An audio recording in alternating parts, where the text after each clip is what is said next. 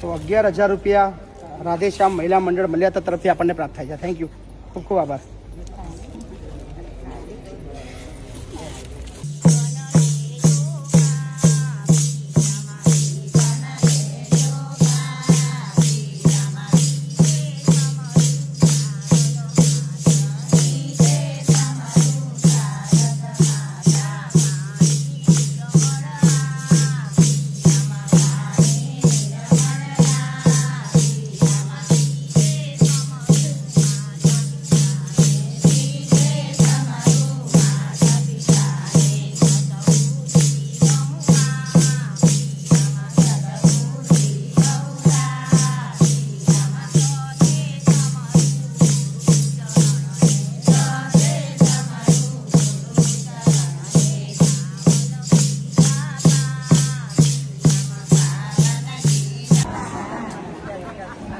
આપણા ઘરનું મંડળ આવ્યું નહીં?